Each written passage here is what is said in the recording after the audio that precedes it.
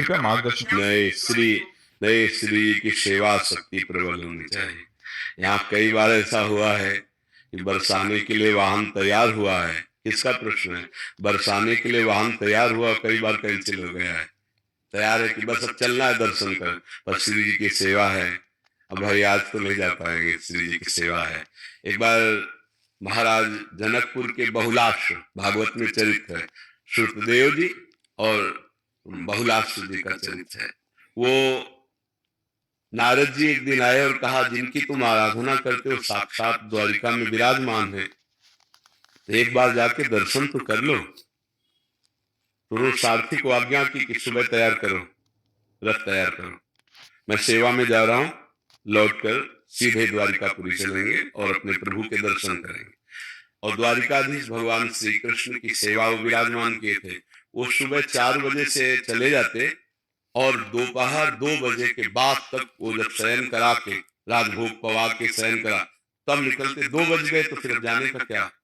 फिर ऐसे उनके महीनों निकल गए, रोज रथ तैयार होता और रोज से, तो जानते हो भगवान द्वारिकाधीश ने अपना रथ तैयार किया।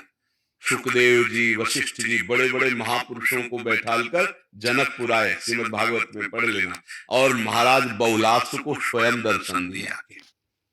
सेवा प्रधान वृत्ति होने के कारण वो तो नहीं जा पाए, आराध्य देव आ गए, आराध्य देव स्वयं दर्शन देने आ गए। हमें लगता है अपनी सेवा पद्धति को बहुत दृढ़ रखना चाहिए। अगर सेवा पद्धति दृढ़ है तो कहीं जाओ या ना जाओ, हाँ, आराध्य देव प्रसन्न है तभी सेवा आसक्ति होती है। सेवा में आसक्ति होना बहुत कठिन बात है। अपने प्रभु की कोई भी सेवा उसे छोटी नहीं समझी जाती। कोई भी सेवा मिल जाए तो हम सेवा में आसक्त हो जाए, और ये तो बना ही रहना चाहिए कि हमें कुछ मिले न मिले, हमारी सेवा नहीं छूटनी चाहिए। सेवा में, नाम में, धाम में, गुरु में, संतों की वाणी में हमारी आसक्ति हो जाए तो हमारी संसार की आसक्ति नष्ट हो जाएगी। जो आसक्ति हमारा शरीर में, विषयों में, इंद्रियों में, मन में और शरीर संबंधियों में, शरीर भोगों में है, वो दुर्गति का कारण है। वही आसक्ति प्रभु में, प्रभु के नाम में, धाम में, रूप में, सेवा में, भगवत प्रेमी महात्माओं की चर्चा में आसक्ति हो जाए, वही मोक्ष का खुला हुआ द्वार है। बस ये कोई गलत नहीं है, हाँ, इतनी प्रबल आसक्ति हो जाए कि अब हम अपने प्रभु की सेवा छोड़कर कहीं नहीं जा सकते। तो प्रभु वही है, प्रभु कहो तो कहा जहां प्रभु नहीं।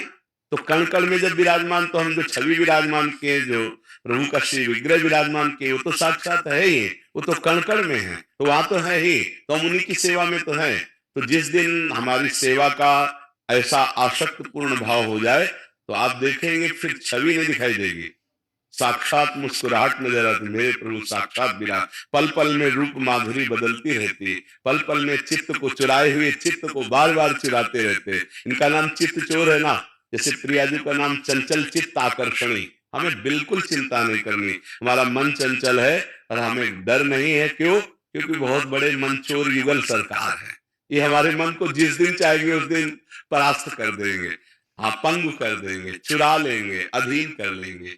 इसलिए सेवा में, नाम में हमारी आसक्ति हो जानी चाहिए। अगर नाम छूट रहा है तो बड़े से बड़ा धर्म कर्म हमारे लिए कोई महत्व नहीं रखता। सेवा छूट रही, हमें कोई फल नहीं चाहिए। सेवा का फल सेवा ही चाहिए, सेवा का फल उनके अधीन होकर सेवा करना ही चाहिए।